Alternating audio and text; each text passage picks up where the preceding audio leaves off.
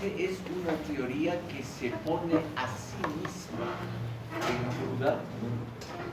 Por lo tanto, es una teoría que siempre está en remodelación, una teoría que se encuentra siempre en estado de modificación debido, estimado público, a ese principio de ponerse en duda continuamente.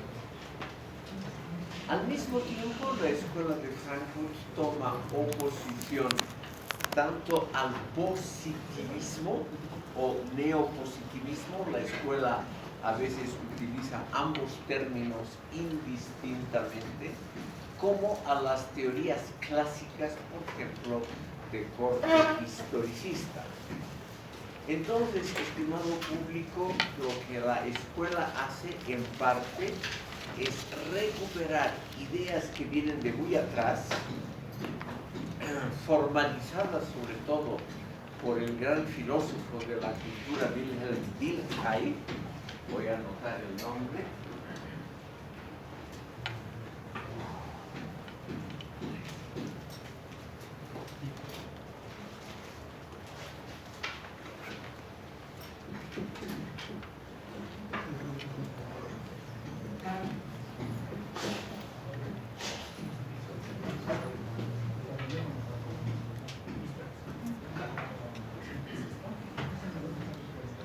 Desde mitades del siglo XIX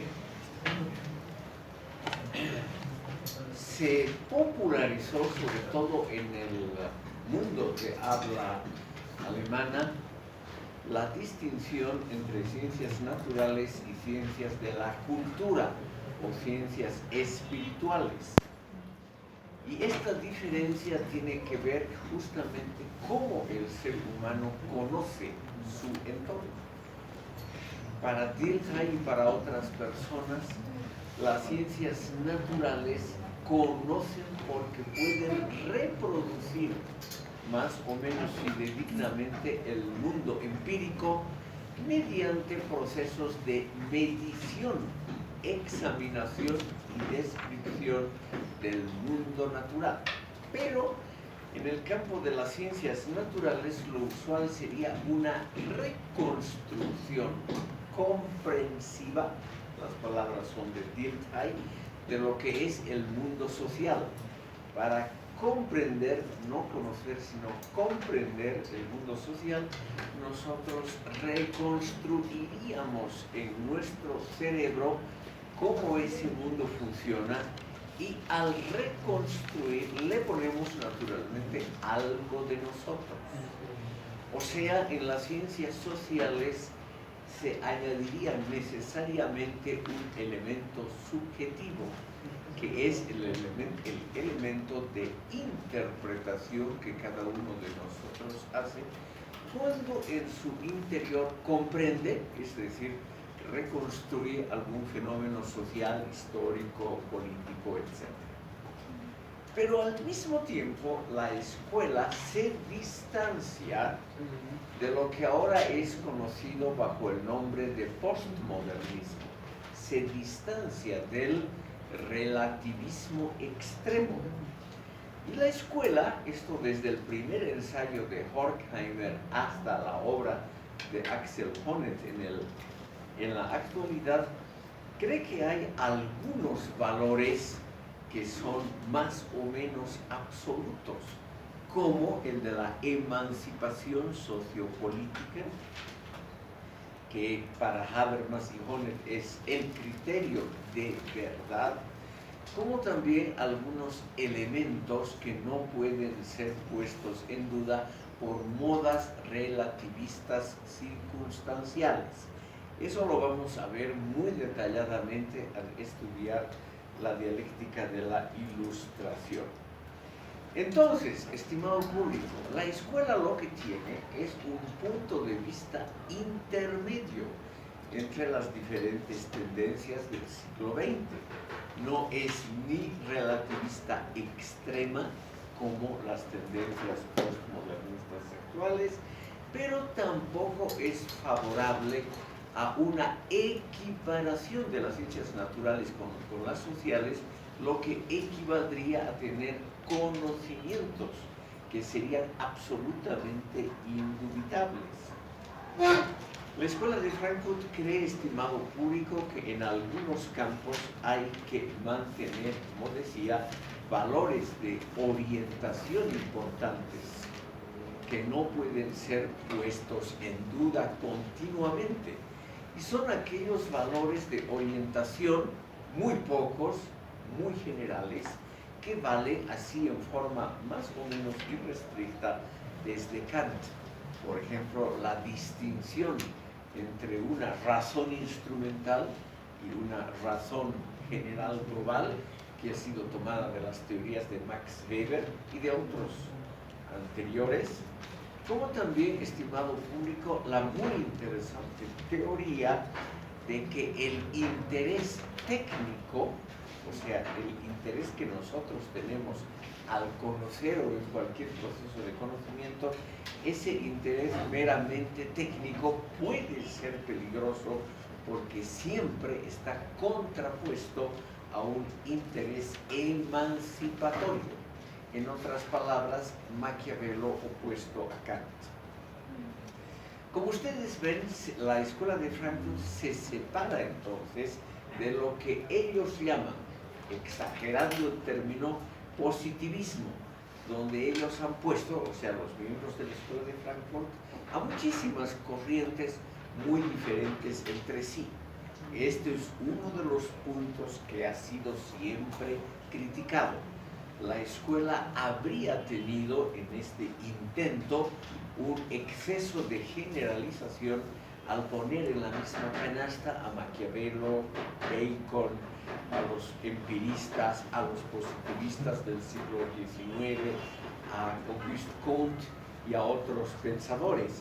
Y al mismo tiempo, al no comprender que también pensadores que no pertenecen al positivismo clásico, como Karl Popper, pero que dudan de las generalizaciones, también la escuela se distancia, por ejemplo, del racionalismo crítico de Karl Popper. En una palabra, estimado público, es una posición intermedia entre muchas corrientes del siglo XX y ahora diríamos del XXI. Según la Escuela de Frankfurt, esto es una anticipación de lo que vamos a ver en la dialéctica de la Ilustración.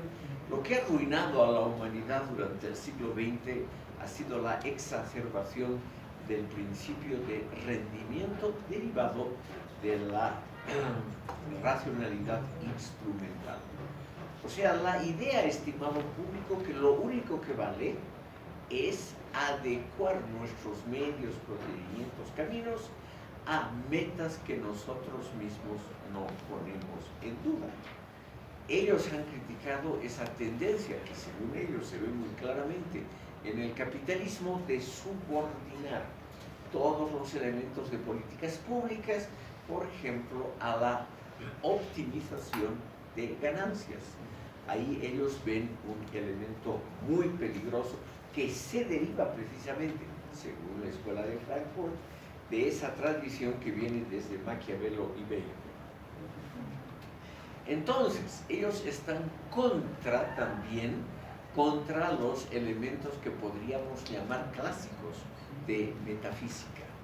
Pero ellos reconocen siempre, Horkheimer, como hemos visto en la sesión anterior, dedicó sus últimas obras a rescatar valores religiosos, o sea, no a la metafísica tradicional, pero sí a los valores éticos religiosos que se derivan de las grandes religiones, como el amor al prójimo como un valor normativo que no puede ser puesto en duda. Entonces, estimado público, con esto concluimos este breve capítulo.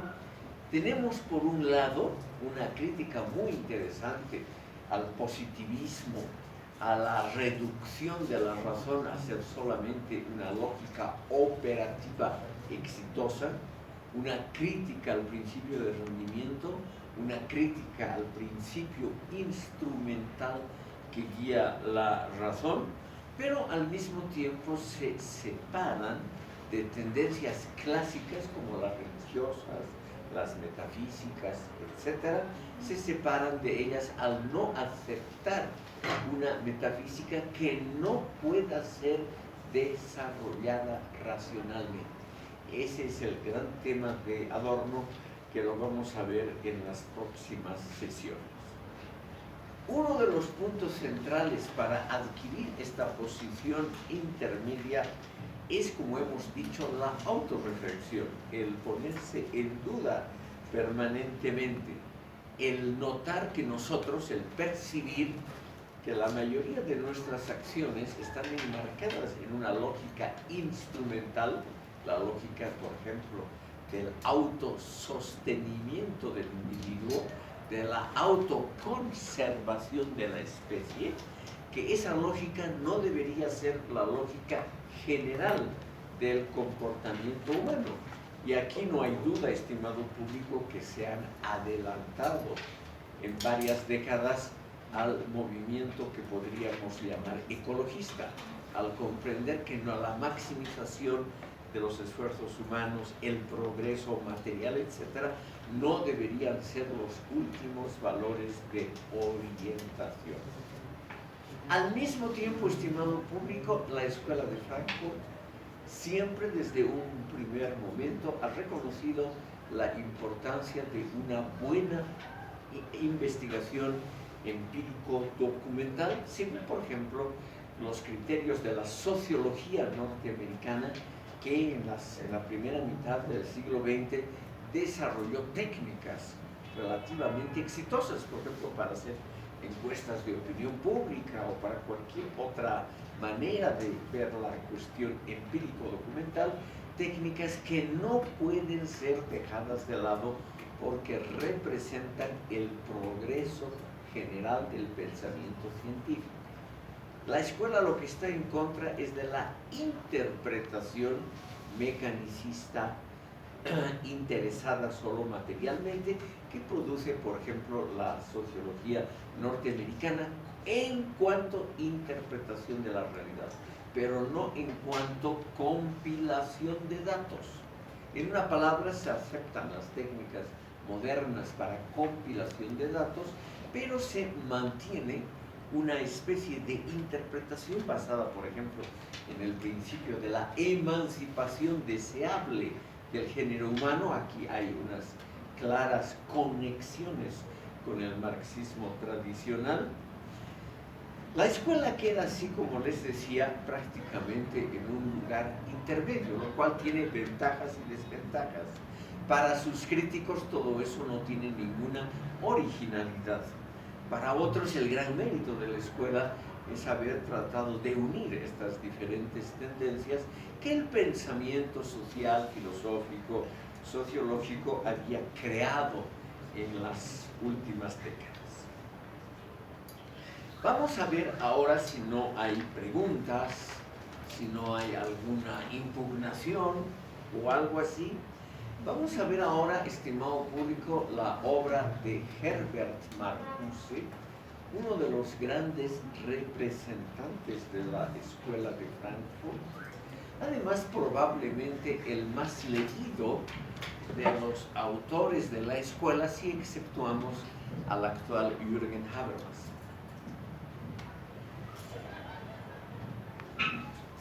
Permítanme unas palabras sobre el aspecto biográfico de Marcuse, que es algo diferente a la vida de los otros pensadores. Él provenía también de una familia de la alta burguesía judía berlinesa. O sea, él venía de una familia muy acomodada y estudió primero literatura. Él se graduó como literato. Su tesis doctoral es sobre la poesía romántica de Friedrich Schiller, y posteriormente estudió filosofía, sobre todo en Friburgo, donde fue alumno de Martin Heidegger. La tesis doctoral en filosofía de Herbert Marcuse fue tutelada por Martin Heidegger, más o menos alrededor de 1930.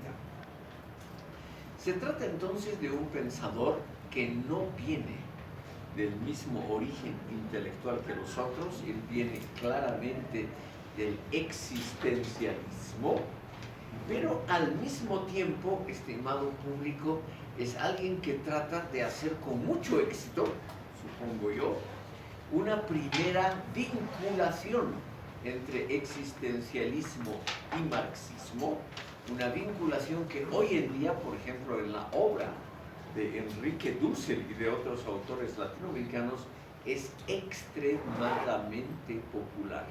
Esto ha sido ya producido por Herbert Marcuse a comienzos de 1930. O sea, van a ser 100 años de que él ha intentado esa primera conexión entre existencialismo y marxismo.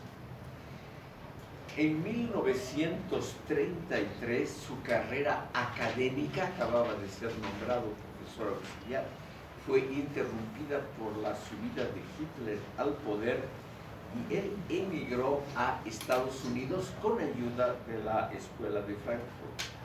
Y allí en Estados Unidos hizo una carrera independiente de la escuela en el mundo académico, fue profesor en varias universidades norteamericanas, terminando en la Universidad de California, en San Diego. Ahí es donde se jubiló en los años 60. Ha sido una carrera académica en Estados Unidos muy exitosa. Varias de sus obras se han convertido en bestsellers. Menciono solamente 3 que seguramente ustedes han oído hablar, como Razón y Revolución, la primera que él escribió directamente en inglés, luego Eros y Civilización, y luego El hombre unidimensional, su obra más conocida. Aparte de muchas otras obras de valor, las vamos a pasar raspando, como por ejemplo La crítica al marxismo soviético, La permanencia del arte, y obras, por ejemplo, sobre también la violencia política, temas sobre los cuales él trabajó largas décadas. Él tuvo una participación muy activa en Alemania y Francia en los años 1967 a 69, en la llamada revuelta estudiantil, y ahí se distinguió por una actividad mediática muy exitosa en favor de los estudiantes radicalizados y también en favor de los movimientos, por ejemplo, guerrilleros en el tercer mundo. Ha sido una actividad más romántica que otra cosa.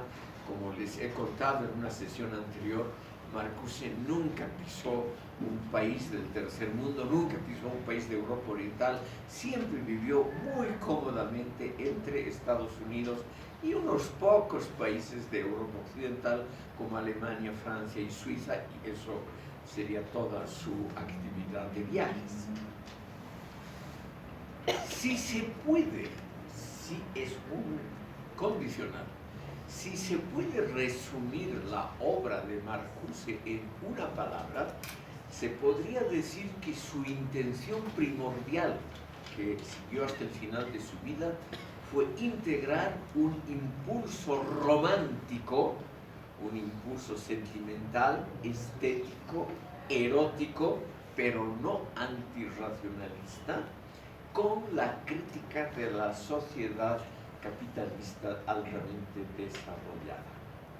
O sea, él ha sido probablemente uno de los más literarios dentro de la Escuela de Frankfurt y el que mantuvo, se nota eso en su obra última, La permanencia del arte, se nota claramente su intento de salvar el impulso romántico, al que dedicó su primera disertación doctoral, el impulso romántico de la libertad, como se lo conoció en las últimas décadas del siglo XVIII. Y unir todo esto es una tarea difícil, pero nunca imposible, con una tendencia estrictamente racionalista, como es la defensa de la filosofía hegeliana. Dicho en otras palabras más simples, Marcuse quería una sociedad emancipada, una sociedad sobre todo donde cada uno podría dedicarse a los placeres que ofrece este mundo sin conciencia de culpabilidad, sin herir al otro, respetando derechos de terceros y en medio de una sociedad que hubiese superado las deficiencias del mundo capitalista, sobre todo las alienaciones producidas por el modo industrial de producción. O sea, él quería combinar las pulsiones de los sentimientos más nobles que tenemos los seres humanos con el marxismo primigenio, estrictamente racionalista y heredero de la Ilustración.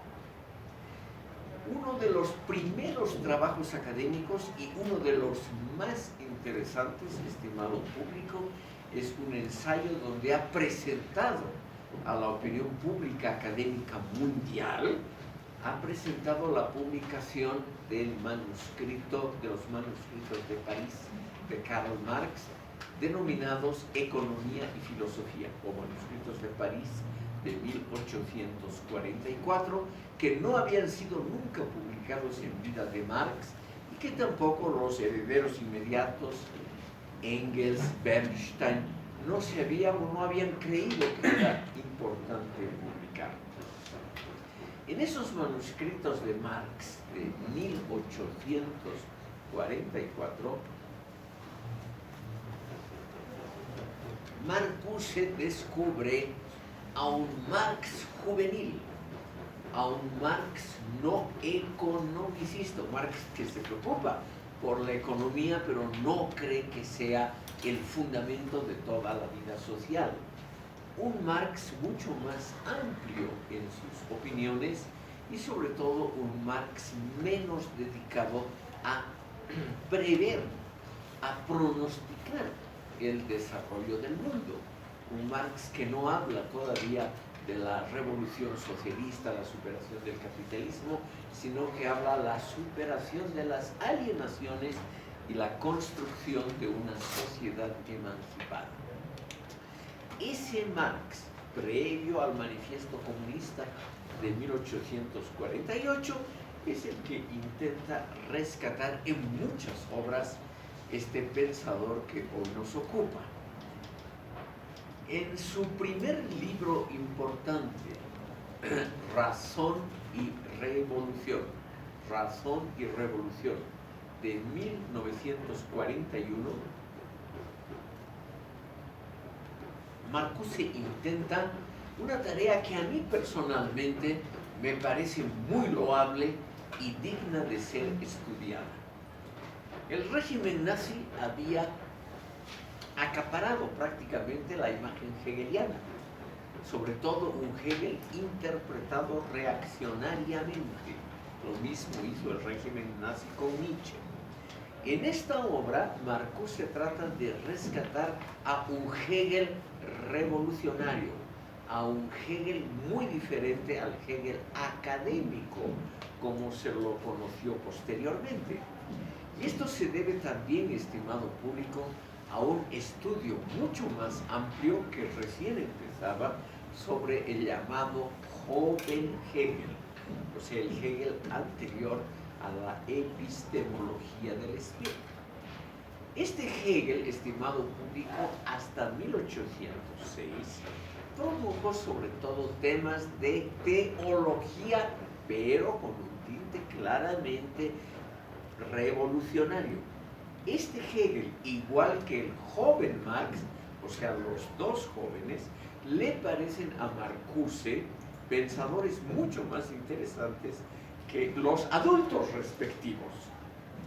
Opinión, naturalmente, que está totalmente opuesta a la usual hoy en día en América Latina, donde se lee sobre todo a Luis Althusser y compañía, donde sobre todo el Marx posterior, el Marx científico, etcétera, es el que vale la pena estudiar. En cambio, aquí hay alguien, Marcuse, que se dedica a tratar de reivindicar la memoria de un Marx, filósofo humanista, un Marx profundamente democrático, un Marx enemigo del Estado.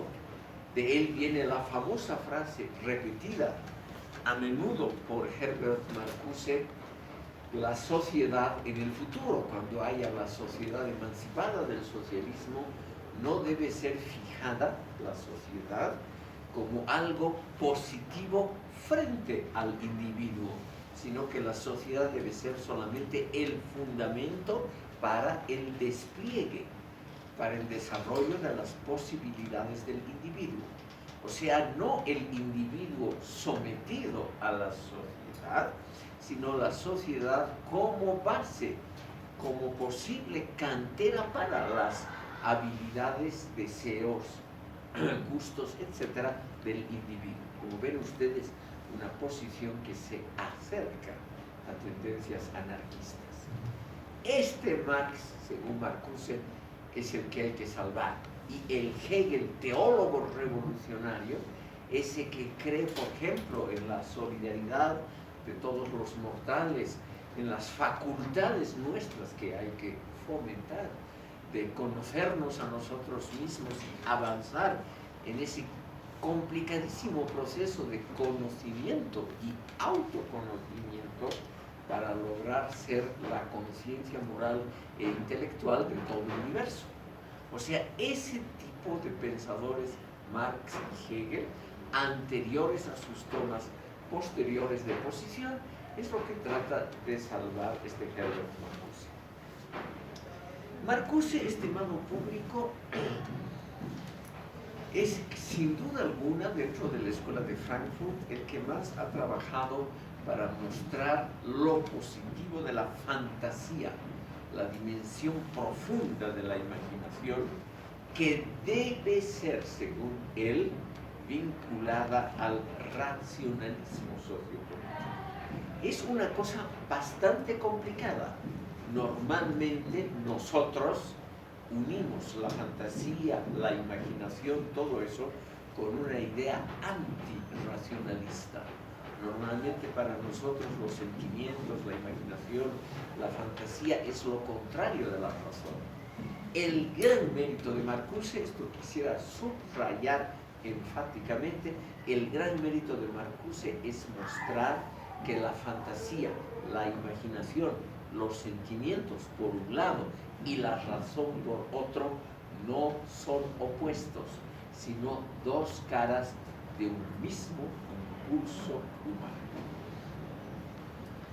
Quiero citar una frase de este libro, Razón y Revolución.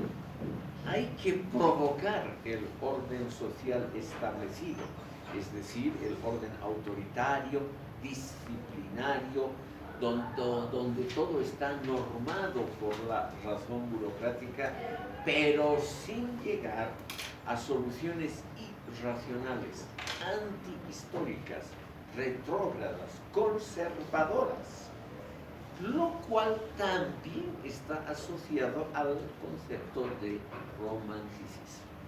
Entonces, lo que hace Marcuse también con el romanticismo, como lo hace con Hegel y con Marx, es tratar de buscar lo rescatable de esas posiciones, dejando a un lado lo conservador del romanticismo.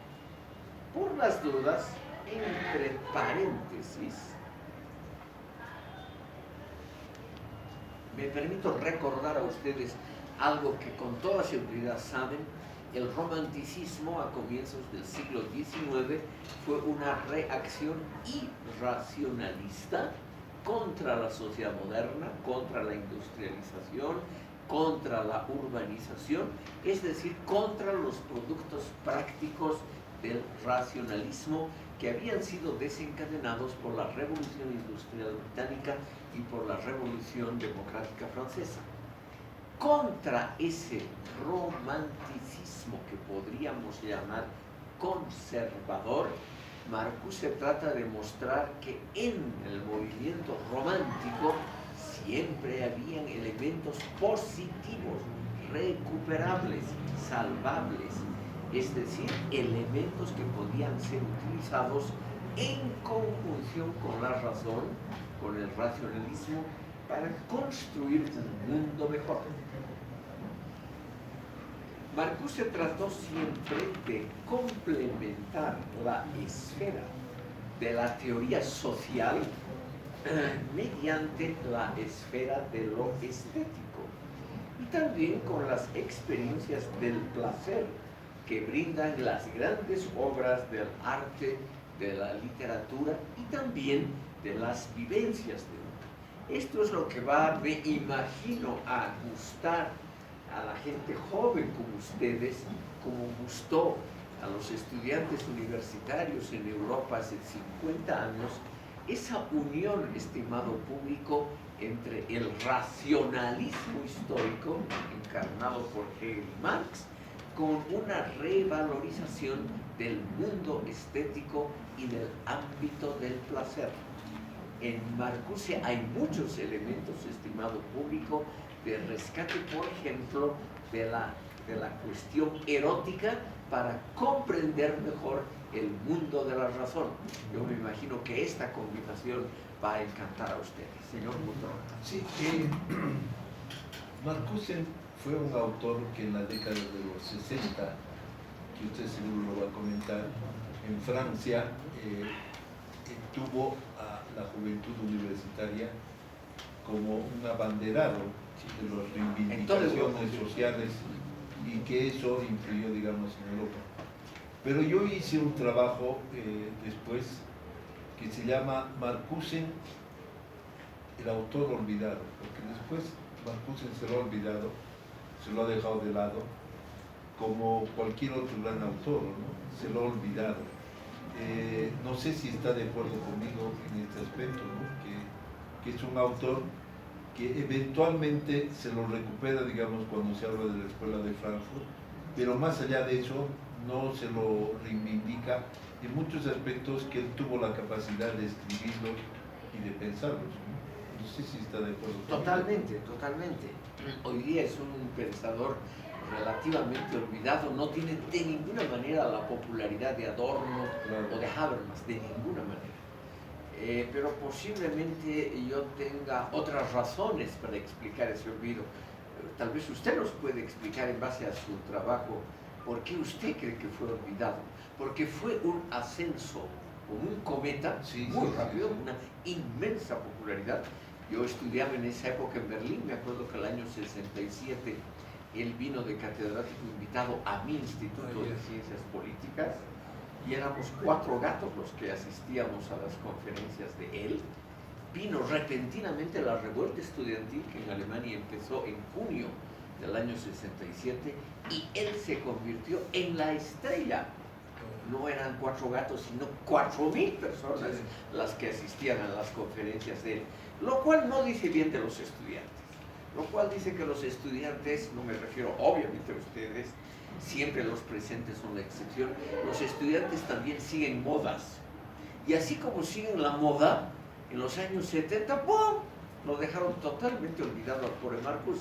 Yo mismo, por eso apreciaría mucho que usted nos cuente, yo no sé por qué ocurrió esto. Yo pienso que usted ha tocado la clave de la mención, que yo también lo menciono. La modernidad, lo moderno y la moda momentánea. Él fue una moda momentánea que tuvo una exuberante, digamos, reacción, ya sea en los universitarios y demás, pero después desapareció como cualquier moda, como la moda del cabello largo, la moda de la minifalda. En su momento tuvo un esplendor, un éxito, pero desapareció, digamos, a mi parecer. De repente estoy equivocado, pero me parece que eso implica mucho. Claro, pueden haber, estimado público, razones, digamos, de orden también ideológico, razones profundas para estos cambios de las modas intelectuales. Porque ese es un tema, aunque no crean ustedes, extremadamente interesante. Cuando una moda en la vestimenta, en la música, en cualquier cosa, se pone firme y alcanza su cumbre, es muy difícil separarse de esa moda. Es muy difícil estar en contra. Yo me acuerdo muy bien, no es de ninguna manera una crítica a los estudiantes en general, sino a los berlineses. Yo me acuerdo muy bien que a comienzos del año 67 no se leía para nada a Marcuse, para nada.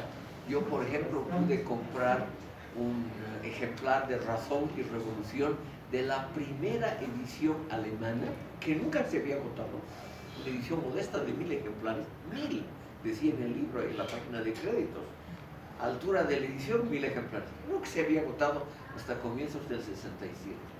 Y luego viene una gigantesca moda, todos son marcusianos, todos leen a Marcuse, todos creen que es el último grito de la moda, como en las pasarelas femeninas, una cosa muy similar.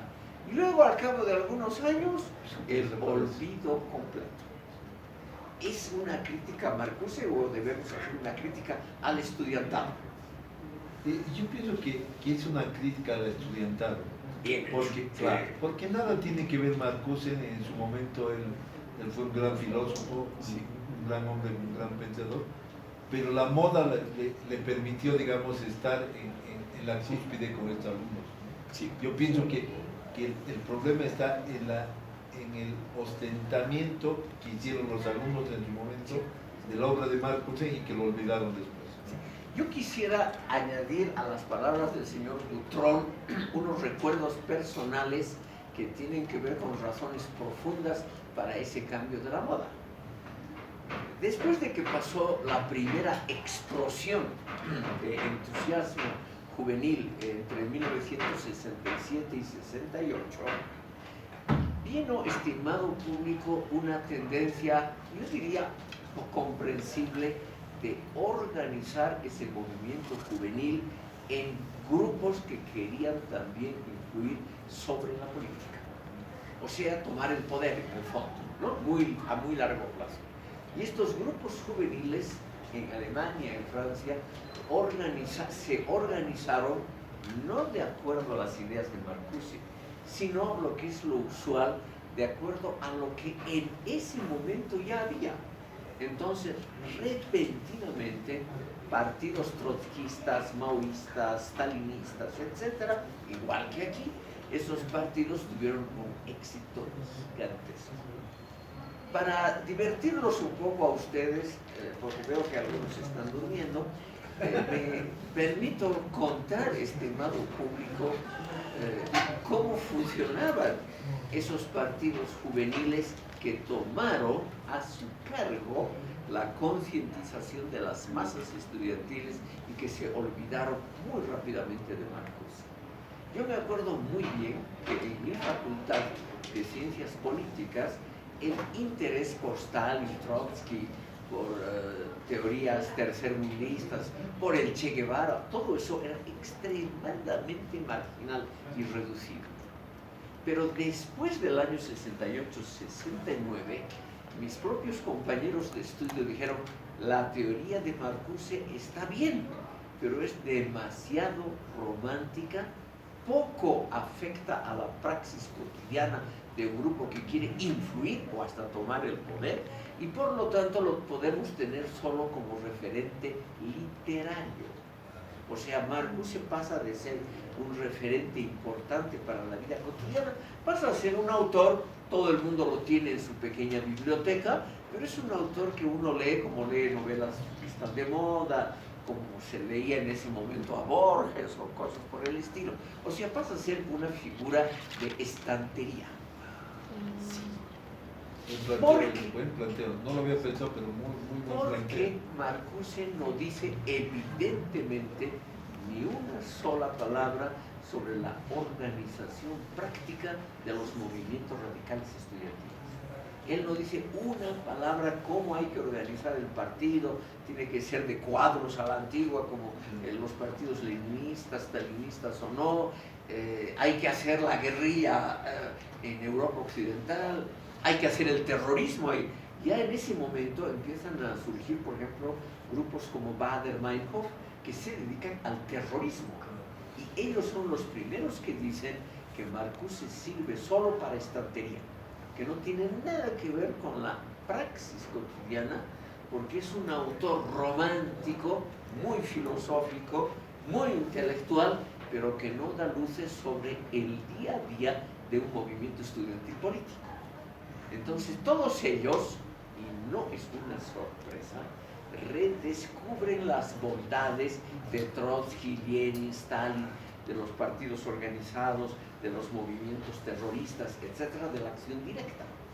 Y naturalmente Marcuse nunca habló de poner bombas, nunca habló absolutamente de incendiar las ciudades del capitalismo, todo eso que los chicos del 68-69 empezaron a cultivar intensamente.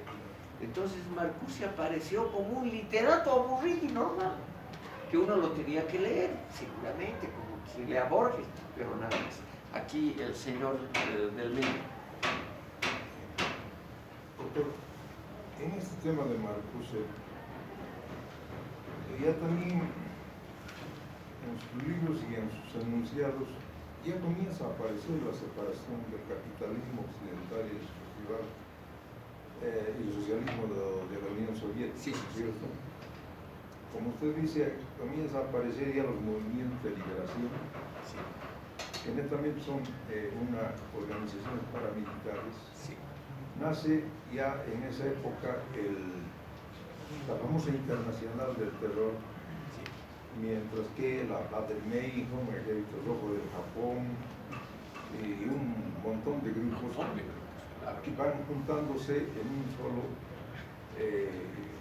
teorema bajo el mismo sistema de esa sociedad, la baja y la ultracultura, que dicen que están sujetas a normas que no están de acuerdo a ellos, ¿no es cierto? Por esa razón Marcuse era pacifista seguramente, y no correspondía a ese momento histórico que vivía Europa y el mundo con la aparición de los famosos movimientos revolucionarios y de reacción y de acción, terrorismo y un montón de situaciones que han pasado en ese tiempo del planeta. Exactamente. A partir de 1969 empieza, por ejemplo, en Alemania, la actividad del grupo terrorista Baader-Meinhof, un grupo de chicos de universidad que se dedican a poner bombas, a raptar a altos funcionarios y dirigentes de la industria privada. Raptan, por ejemplo, el golpe más exitoso que hicieron ellos fue raptar al presidente de la patronal alemana. Pese a la enorme protección policial que tenía, lograron raptar y asesinar al máximo dirigente de la empresa privada alemana. En fin, tuvieron algunos golpes muy efectivos, pero que no estaban dedicados al erotismo unido a la teoría de Marcuse, sino a las bombas en función práctica. Entonces, este grupo, hay muchos, ustedes pueden ver en internet, hay más de 1 millón de entradas. Si ustedes digitan Baader-Meinhof, Baader con 2 As, es muy fácil ingresar, está todo en español, y ahí pueden ver que estos grupos tenían otros intereses. No les interesaba para nada el romanticismo del siglo XIX, que había dicho Heidegger, cómo se podía rescatar y vincular a Heidegger con el marxismo. Eso no les interesaba para nada. A ellos les interesaba cómo hacer actos de enorme, como los terroristas islamistas de la actualidad, actos que tuviesen un enorme impacto público. Por ejemplo, raptar aviones.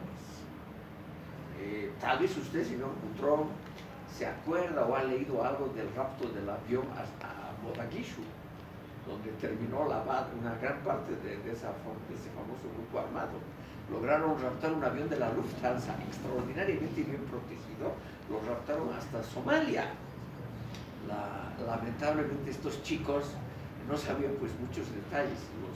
En el aeropuerto de Mogadishu los engañaron, y con simples estas cositas que usan los chicos actuales, las chicas, estos gases pimienta para asustar a la gente, los durmieron a los asaltantes cuando les trajeron comida en el avión, y chao, se terminó la intervención.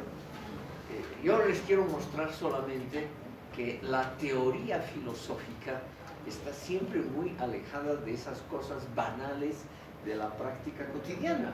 Era muy común en esa época el agarrar un avión y quererlo direccionar a Cuba, ¿no? Decían, Sí, este es un secuestro y nos vamos a Cuba. O a Libia, hasta que Fidel Castro paró un poquito este aspecto, ¿no? Porque se puso muy de moda, digamos, que los secuestradores vayan a parar a Cuba. Entonces, hasta que Fidel Castro optó porque no era, digamos, una forma de revolución o de acción. Simplemente yo quiero contarles un detalle autobiográfico. Cuando yo era joven y uno subía a un avión, no había jamás esos controles que hay ahora del equipaje de uno mismo, pasar por detectores de metales, no había absolutamente nada. Pero es que podían subir con armas. Claro, claro. Tranquilamente. Si no había, es decir, pero no había la idea de que había gente armada en los vuelos. Era todavía un mundo relativamente pacífico. Hoy en día en la aviación se ha creado a partir de los desastres del 11 de septiembre, los famosos comandantes de vuelo, que son policías ocultos en un vuelo, que están prestos, digamos, a reaccionar en un momento de secuestro. Sí. Todo eso no había, estimado público, era un mundo mucho más tranquilo que ahora. La tasa de criminalidad era bajísima en Europa. Yo me acuerdo que en la universidad donde yo estudié, nunca jamás a nadie se le ocurrió cerrar con llave la puerta de la habitación o la vivienda, o el coche al aparcar en la calle. Esa idea de cerrarlo con llave era absolutamente desconocida, porque había una notable tranquilidad y seguridad, cosa que justamente desapareció con esos grupos inspirados en teorías de la izquierda, lamentablemente. Son las vueltas y revueltas muy curiosas que tiene la historia. Pasaremos entonces al punto siguiente, estimado público. Marcuse trató de complementar, como les contaba, mediante la esfera de la estética y las experiencias del placer, ese enorme ámbito de las ciencias sociales que según él serían incompletos si no hubiese una idea concreta de lo que es la emancipación.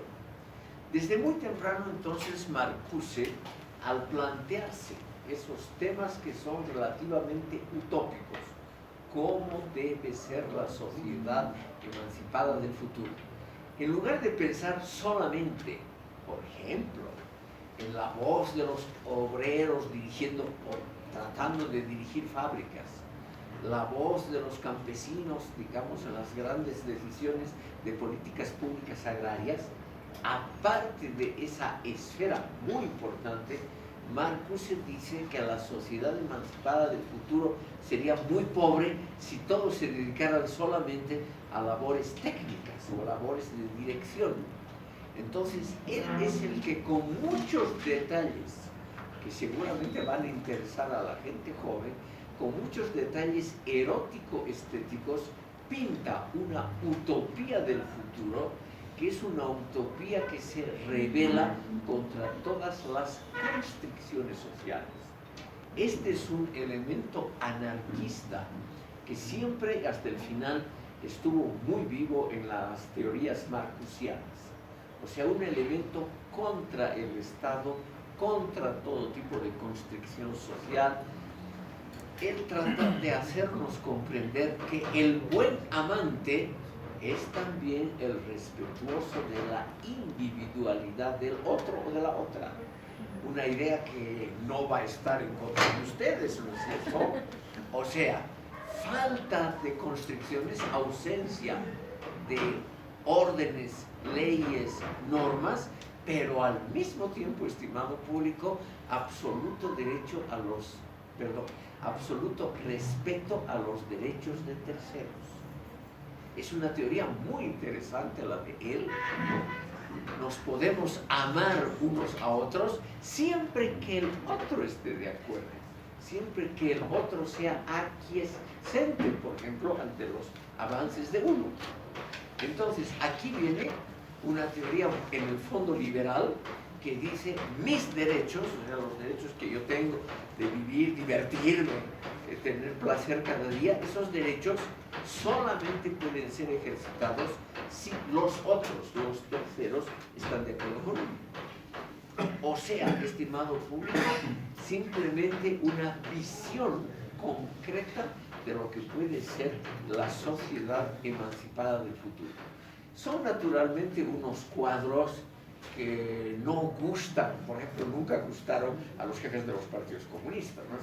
Severos, stalinistas, cerrados, antieróticos, etc. A esa gente le molestaba naturalmente una idea así, porque esa idea es naturalmente, la idea marcusiana es proclive a horadar toda autoridad. Doctor, por lo que lo estoy entendiendo, bueno, sin caer, digamos, que sea marxista, pero sí. Marcus era como el más revolucionario de los de la escuela de Frankfurt, sí. Más el que llamaba más al activismo, sí, sí. No al activismo concreto, ¿no? A poner bombas, pero claro, evidentemente, claro, no. Digamos, si hacemos un cuadro siempre inexacto y exagerado de posiciones políticas, él sería la extrema izquierda dentro de la escuela de Frankfurt, sin duda. Pero, estimada señora, no hay que olvidar un elemento biográfico. Él, como Horkheimer y Adorno, venían de la alta burguesía. A él no le hubiera gustado que se toquen sus propiedades, sus privilegios, sus amantes, etc. Obviamente. En eso él era un celoso defensor de sus derechos, ¿no? Como todo ser humano tenía sus pequeñas incongruencias. Doctor, tengo entendido que la obra de Marcuse, Eros y Civilización y el hombre dimensional fueron determinantes de la principal influencia, creo que leí, ¿no?, sobre la obra de Horkheimer y Adorno, la dialéctica de la ilustración. Sí, claro, porque ellos estuvieron muy unidos. Para evitar una pequeña confusión, Marcuse se queda en los Estados Unidos después de 1949, cuando ellos regresan a Alemania. Es de los que se quedan, junto con Neumann y algunos otros, Kirchheimer, algunos otros no muy conocidos aquí, Wittfogel, etc., se quedan. Hace esa brillante carrera universitaria en Estados Unidos. Pero al mismo tiempo él mantiene muy buenas relaciones con la Escuela de Frankfurt. Sus amigos le publican todo lo que él produce, le publican en las revistas, en la editorial Surkamp, que ellos tienen una enorme influencia, es decir, sigue habiendo hasta el final, hasta el último instante, una cooperación muy estrecha. Yo no lo sé con seguridad, pero se dice, por ejemplo, que Marcuse murió de un infarto al corazón durante una visita que le hizo Habermas. O sea, mantenían hasta el último momento relaciones relativamente estrechas. Dentro del primer grupo de la Escuela de Frankfurt, Horkheimer como fundador, Erich Fromm como uno de los pilares, aparece inmediatamente Marcuse 10 años antes que Adorno. Marcuse es, junto con Fromm, digamos, uno de los puntales de la escuela entre 1930 y 1941-42, cuando Adorno, que no era un angelito, por medio de intrigas muy notables, consigue conseguir el favor único de Horkheimer. La escuela también tiene sus elementos humanos, y Adorno, sus claros y oscuros. Sí, Adorno era un absoluto campeón de las intrigas. Él consigue sacarlos a todos del entorno de Horkheimer, y él se queda, claro, con Horkheimer, administrador de los fondos, director del instituto, de la revista, etc., ¿no? Sí. Adorno consigue, entre otras cosas, apartar a Marcuse. Yo creo que muchos de ellos, como Neumann, etc., se quedaron en Estados Unidos porque no querían volver a Alemania bajo la dictadura de Adorno. Porque evidentemente Horkheimer se dejó manejar por este brillantísimo joven, brillantísimo, todo sentido. Veremos un elemento más antes de entrar, estimado público, a Eros y Civilización. Quiero citar una frase de Razón y Revolución. La libertad en medio de la realidad del mundo, la libertad en medio de la realidad del mundo es, estimado público, la única garantía de que el ser humano se convierta en un ser realmente emancipado. Y eso se consigue, según Marcuse, es una frase ambigua, como muchas de estas de la Escuela de Frankfurt, que se prestan siempre a interpretaciones muy diferentes.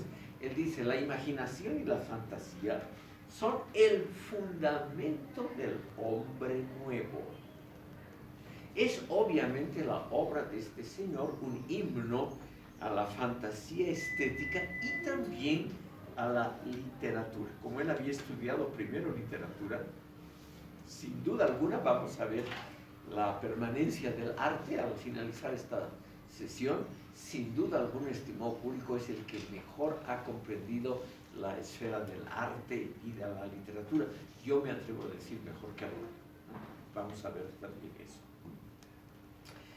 Todo esto tiene que ver con el estudio que hizo de literatura alemana antes de estudiar filosofía y de ese ímpetu romántico de recrear, aunque solo sea intelectualmente, lo poco positivo del mundo premoderno.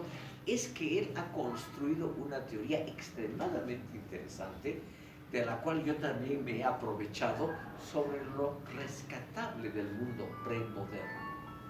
Hay algunos elementos en Marx, pero en general, a partir de la Revolución Francesa, todos hablan mal, liberales y marxistas, hablan mal de ese mundo premoderno, de ese mundo agrario, etc. Marcuse es el primero, estimado público, por lo menos así en forma pública y en forma muy clara, en darse cuenta, por ejemplo, esto puede gustar a algunos de ustedes, que la vida en las ciudades pequeñas, la vida en el campo, en contacto con la naturaleza y los animalitos y las plantas, que esa vida también tiene sus lados positivos, no solo como lo creían los marxistas clásicos y los liberales, la vida en las grandes ciudades, la vida que se derivaba de la industria y del perfeccionamiento constante, sino Marcuse descubre y describe lo positivo de lo conservador, o sea, de lo que debe ser preservado del mundo premoderno. Quisiera mencionar solo dos aspectos. Él cree que la solidaridad no mediada burocráticamente del mundo premoderno es algo muy rescatable. Por ejemplo, eso de que la gran familia, la familia extendida, sirve como una red de seguridad sin burocracia. Aquí yo creo que el señor Butrón me va a apoyar con esa idea de que la familia extendida no solo es un elemento de control, un elemento desagradable de impedir nuestra vida individual, sino también tiene sus aspectos buenos porque viene a ser como una red de seguridad y de consuelo, o sea, de dar sentido a nuestra vida. ¿No está usted en contra? No. Me alegra mucho. Ya me imaginaba. El otro elemento de lo rescatable, estimado público, es el carácter, esto les va a gustar a algunos de ustedes, es el carácter excepcionalmente importante de los artistas. No solamente son los filósofos, los pensadores, como nosotros los importantes, sino los que crean arte y literatura. Él es el que más ha insistido en que el arte y la literatura representan, estimado público, no es para ofender a ustedes, una realidad superior a la filosofía, más amplia, más profunda, estéticamente más bella, más fácilmente accesible, lo que queda, lo que permanece después de que terminan, digamos, las labores del día. A ver, señor Butrón, ¿qué queda después de terminar las labores del día? ¿No es cierto que usted, cuando cansado, después de haber escuchado esta aburrida sesión con Mansilla, usted no se pone a leer en la cama y en la noche cansado, usted no lee un libro de Mansilla, sino usted lee, digamos, a Vargas Llosa, García Márquez, a Borges? Hoy en día estoy leyendo mucho a Oppenheimer. Bueno, es muy literario, pero sí.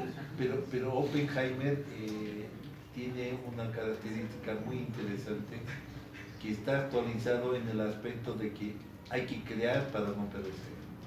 Y uno de los grandes opositores a que los estudiantes estudien filosofía, sociología, temas humanísticos, es Horkheimer, porque dice se está perdiendo el aspecto de patentizar y de crear nuevos inventos, y eso solo se le da en las carreras de ciencias exactas, como ingeniería, arquitectura y demás.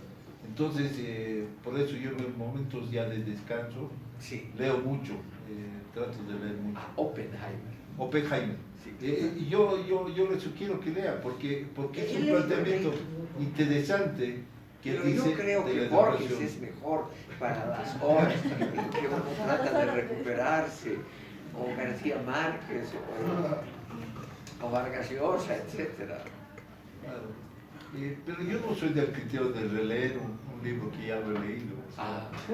Hay gente que relee libros. Claro. Ahora les voy a comentar exacto. Perdón, antes de darle la palabra al señor del medio, antes terminaré este detalle que enlaza exactamente con lo que dice usted. Y aquí viene, estimado público, por eso creo yo que es un gran pensador Marcuse.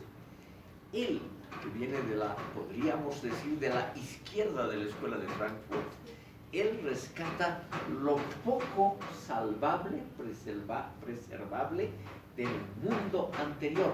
O sea, él trata de conservar, preservar, mantener cosas que vienen de atrás. Él dice, en contra de la opinión de Gutrón, aquí clarísimamente, después de las fatigas del día, sobre todo, Marcuse, ya hablando como señor mayor, vivió más de 80 años, él dice, después de las fatigas del día, uno a veces relee a los clásicos, por una razón elementalísima, por la calidad intrínseca de los mismos. Esa calidad intrínseca es lo que queda. Entonces, es un juego muy interesante, estimado público, entre un pensador revolucionario, un anarquista, en el fondo como era Marcuse, y al mismo tiempo un pensador que cree que lo rescatable del pasado es justamente lo clásico, lo que queda, lo que permanece, lo que puede ser releído con placer. O sea, lo que no es releído por obligación, sino por placer. Por disfrutar. Vamos a ver en su última obra, La permanencia del arte, cómo él ha desarrollado esta idea. A toda velocidad, antes de la pausa, quiero terminar, estimado público, con estos elementos marcusianos. Él dice, la unidad de acción y pensamiento se realiza de forma preferente en la cabeza de los artistas, porque son ellos los que crean algo con las manos, el arte, las pinturas, la escultura, o con el pensamiento, la poesía, porque dejan algo que no tiene valor solo instrumental o informativo o solo especulativo. Esa es la idea de él, porque los artistas son muy superiores a los filósofos, pensadores, sociólogos, etc. Porque crean algo que trasciende las edades y que es comprensible posteriormente. Es una idea que viene de Marx, estimado público. En una obra extremadamente seria, estrictamente economicista, esos Grundrisse de la economía política, que en una parte Marx, repentinamente, en medio de una discusión de áridos temas económicos, él se pregunta por qué nosotros todavía con gusto vemos las obras griegas de estatuaria. Y él dice, simplemente por una razón, porque esas obras nos hablan a través de 2400 años. Y nos hablan porque tienen un valor permanente. Las podemos entender y ellas han sido creadas para perdurar. Ninguna teoría política resiste eso. Entonces, la idea es de que hay valores. Es una idea general de toda la Escuela de Frankfurt. hay valores de orientación, como las grandes creaciones estéticas, estimado público, que no es que estén fuera de la crítica, sino que por su alta calidad resisten la crítica. O sea, siempre ellos son partidarios de criticar todo, pero hay algunas cosas que resisten. Los intentos, ahora llamaríamos en términos modernos, postmodernistas, los intentos de deconstrucción. Son esas grandes obras permanentes que se puede decir lo que sea, que la Venus de Milo está atada al contexto histórico en que ha sido creado, que esa belleza femenina de la Venus de Milo no nos dice nada porque dependía del contexto de los aristócratas que encargaron esa obra y que ni siquiera representaba el gusto general de la época. Todo eso, dicen al unísono Marx y Marcuse, todo eso es falso.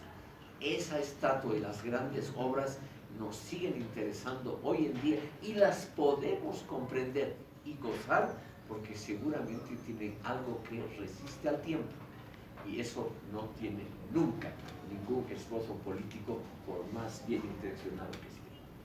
Ahora el señor del medio. La señora.